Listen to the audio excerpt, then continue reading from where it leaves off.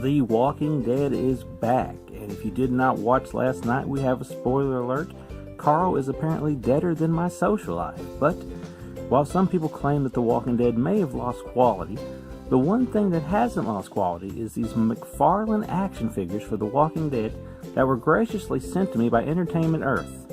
Today we're going to unbox these suckers and see just how good they are.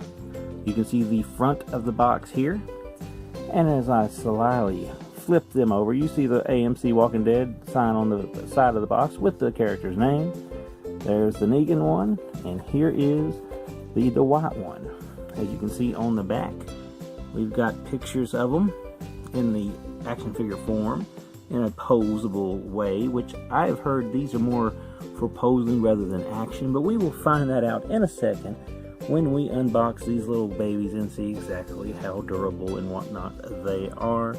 And if you want a closer look at the front again, we will flip it back and show you Dwight and Negan with the glare of my camera hampering that view. But there they are in the box. Let's check them out outside the box.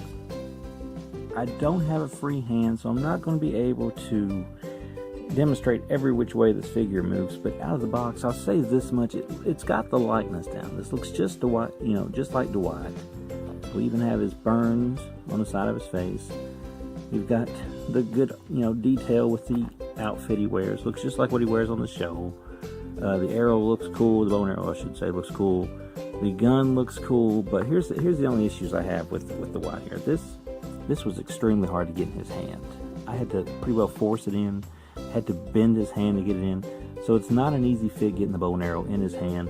The gun fit pretty good, but that might be because I bent that hand trying to get the arrow in there too at one point. He does have a holster for the gun, and he has a display stand that should probably, in theory, stand up pretty well, but every time I've put him on it before I started this video, he did tend to fall over, so you got to get the proportions right. See, that looks pretty good. But as far as like articulation goes, like he bends at the knees like this. He bends at the knees, he bends at the hips, he bends at the ankles, the arms rotate. They're kind of stiff, but they do rotate. His arm goes that way, his wrist goes this way, and there went the gun. There goes everything. But the head does move a little bit, but the waist, I could not get the waist to move, although it looks like it's made to move, but it does not move. Still, pretty cool figure. I imagine most people are probably going to just have this on display. They're probably not going to play with it. Kids won't mind the articulation issues, but grown folks who wants to keep it out of the back will probably be better off just putting him in a pose and keeping him that way. Let's move on to Negan.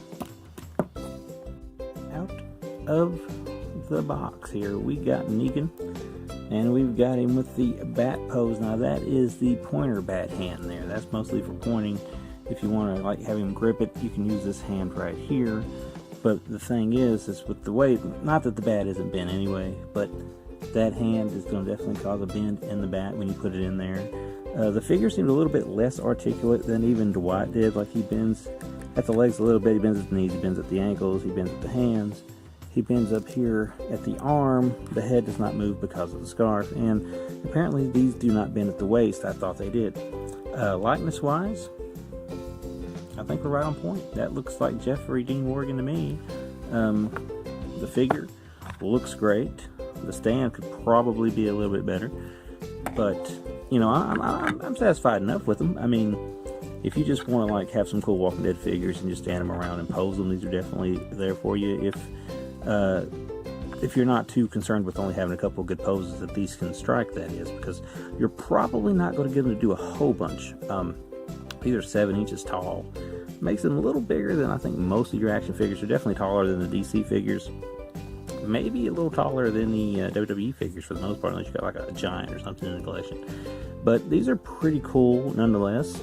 You can get these at Entertainment Earth. I'm putting the link down there in the bio. So if you guys want to go shop around for these or anything else down there at that store, they got all kinds of action figures of all sorts. Just click below and give it a look. But there's your Walking Dead figures, as Lucille has just apparently picked us to be the ones to get her head bashed in. So with that being said, we'll see y'all next time.